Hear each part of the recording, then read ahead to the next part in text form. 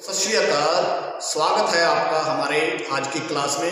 आज का जो हमारा टॉपिक है वो बहुत ही ज्ञानवर्धक होने वाला है। सो वीडियो को आखिर तक जरूर देखिए और चैनल पर अगर नए आए हो तो चैनल को सब्सक्राइब कीजिए और वीडियो को लाइक जरूर कीजिए। आओ हम चलते हैं अपने टॉपिक। हमारा टॉपिक है वो क्या है? वर्गमूल, जिसे इंग्लिश में बोलते हैं स्क्वायर रूट। क्या होता है वर्गमूल? देखो, वर्गमूल एक ऐसा आकृति होती है, वर्ग एक ऐसी आकृति होती है जिसकी सभी भुजाएं आपस में बराबर होती हैं। ठीक है जी। जब भी हमें वर्गमूल पूछा जाएगा तो हमने एक भुजा निकालनी होती है, पूरा हमें क्षेत्रफल दिया जाता है। इट मीन्स, इस सवाल को देखिए, 484 का हमें वर्गमूल पूछा गया है। ये जो निशान होता है इसका मतलब होता है वर्गमूल निकालना। आज हम वर्गमूल आपको जो निकालना सिखाएंगे वो गुणनखंड विधि से निकालना सिखाएंगे। सबसे पहले हम 484 को ऐसे लिख लेंगे। अब हम देखेंगे कि इसका इकाई अंक कितना है। 4 है, इनको हमने गुणनखंड बनाने हैं। किससे भाग करना है? अपाहज गुणनखंड से। 2, 3, 5 इनमें से लेने हैं, छोटे से छोटा लेना है। अगर आपको अभाज्य गुणनखंड निकालने नहीं आते तो आप मेरी लिंक में जाकर, डिस्क्रिप्शन में जाकर वहाँ पर सीख सकते हैं। अब हम देखेंगे इसका इकाई अंक कितना है, 4। इसको हम 2 से भाग करेंगे। 2 दूनी 4, 4 दूनी 8, 2 दूनी 4। इसका इकाई अंक फिर 2 है, ये फिर 2 से भाग होगा। 1 दूनी दूनी, 2 दूनी 4, 1 दूनी दूनी। अब इसके पीछे 1 आ गया है, ये 2 से भाग नहीं हो सकता। 121 11 से ही भाग होते हैं। 11 एकम 11, 11 एकम 11। इतना करने के बाद जब नीचे 1 1 बच जाएगा तो हम लिखेंगे 484 के सभी गुणनखंड लिखेंगे। 2 गुना 2, 11 गुना 11। अब 2 2 के हम पेयर बना लेंगे इसमें से, और 484 का जब हम वर्गमूल निकालेंगे तो ये जो पेयर बनाए हैं हमने, इनमें से 1 1 ले लेंगे। 2 गुणा का निशान डालेंगे 11, 11 को 2 से गुणा करेंगे 22। इसका मतलब जो हमारा वर्गमूल होगा, स्क्वायर रूट होगा, वो 22 होगा। हमारा उत्तर जो 20 होगा। आओ हम आपको बड़े सवाल से वर्गमूल निकालना सिखाते हैं। इस सवाल को देखो, थोड़ा सा बड़ा सवाल है। 9801 का वर्गमूल निकालना है हमने, तो क्या करेंगे? ये सवाल हमारा 2023 अग्निवीर बैच में आ चुका है। देखो, 9801 को हम यहाँ पर लिख लेंगे। लिख लिया, इस तरीके से हम एक लकीर लगा देंगे। अब हम देखेंगे हमारा इकाई अंक 1 है, मतलब ये 2 से पूरा भाग नहीं हो सकता। देखेंगे ये 3 से भाग होगा कि नहीं। 9 8 17 और 1 18, ये 3 से भाग हो जाएगा। अब आज गुणनखंड लेने हैं, पहले 2 के लेने हैं, 2 के खत्म करके 3 के।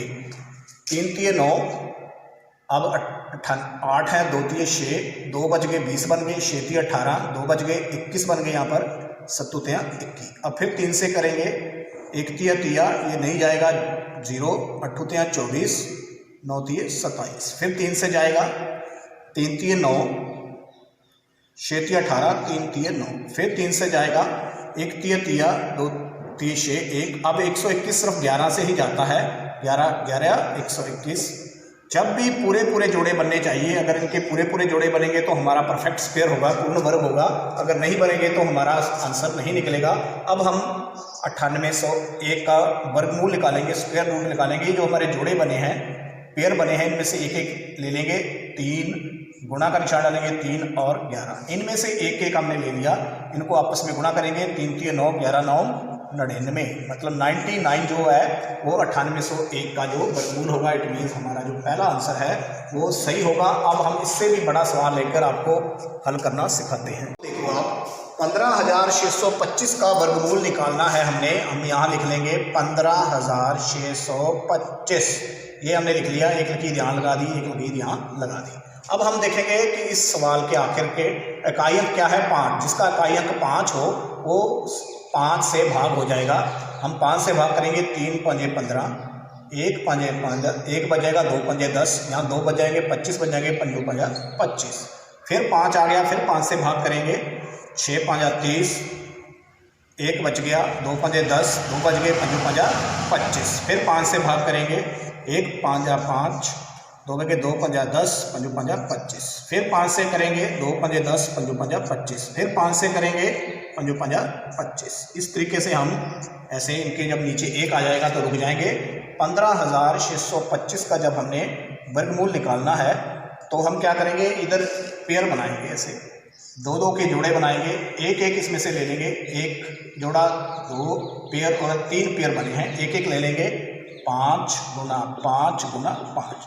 अब इनको आपस में मल्टीप्लाई गुणा करेंगे, 5 5 25, 25 5 125, मतलब 15,625 का वर्गमूल जो होगा वो कितना होगा, 125 होगा। बी जो ऑप्शन है वो सही होगा। आओ अब हम बताते हैं आपको कि खेत, जहाँ वर्गमूल के जो सवाल होते हैं, खेत में खेत का वर्गमूल निकालना, भुजा निकालनी हो कैसे निकलती है। ये सवाल क्या है, एक वर्गाकार खेत का क्षेत्रफल 1024 वर्ग मीटर है, उस खेत की एक भुजा की लंबाई ज्ञात करनी है। यह सवाल नवोदय परीक्षा 2010 में पूछा गया है।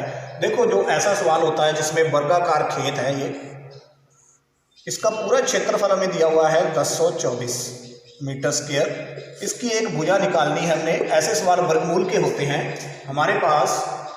जब भुजा निकालनी हो तो क्या करना पड़ता है, क्षेत्रफल का हमें वर्गमूल निकालना पड़ता है। मतलब क्या है, 1024 का हम वर्गमूल निकालेंगे। वर्गमूल निकालने का तरीका हमें आता है, 1024 को ऐसे लिख लेंगे।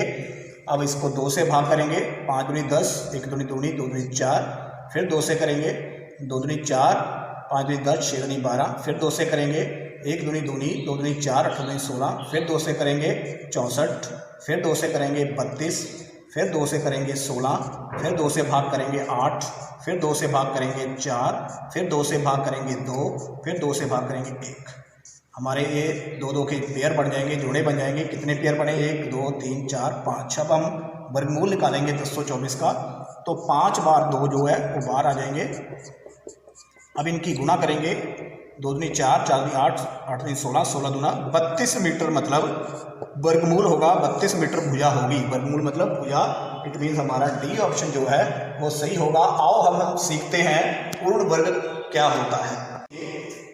क्या 801 पूर्ण वर्ग परफेक्ट स्क्वायर है या नहीं है। परफेक्ट स्क्वायर वही संख्या होती है, मैंने बताया है, जिसके 2 के पेयर पूरे बनेंगे। हम इसके पेयर बनाएंगे, 2 से भाग करेंगे, 4 दूनी 8 0 0, फिर 2 से करेंगे, 2 दूनी 4 0 0, फिर 2 से भाग करेंगे 1 0 0, फिर 2 से भाग करेंगे 50, फिर 2 से भाग करेंगे 25। इसके पीछे 5 आ गया, अब ये 2 से भाग नहीं होगा, 5 से भाग होगा, 5 5 25, 5 एकम 5। अब देखेंगे कि इनके जो जोड़े हैं पूरे बन रहे हैं। ये जोड़ा पूरा हो गया, ये भी पूरा हो गया, ये भी पूरा हो गया, लेकिन ये 2 बच गया। इट मीन इनके जो पेयर हैं, जोड़े पूरे नहीं हो रहे, इसलिए 800 जो है वो पूर्ण वर्ग परफेक्ट स्क्वायर नहीं है। ठीक है जी, जिनके पूरे जोड़े ना बने वो परफेक्ट स्क्वायर जहाँ पूर्ण वर्ग नहीं होती। इसको 2 से अगर गुणा करेंगे तो ये परफेक्ट स्क्वायर हो जाएगा। इसी तरीके से आज आपने सीखा है कि वर्गमूल कैसे निकलता है। उम्मीद करते हैं कि आपको वर्गमूल के सवाल अच्छी तरह करने आ गए होंगे। अगर आपको ये वीडियो अच्छी लगी है तो लाइक कीजिए, और चैनल पर नए आए हो तो सब्सक्राइब कीजिए। वीडियो देखने के लिए बहुत बहुत धन्यवाद।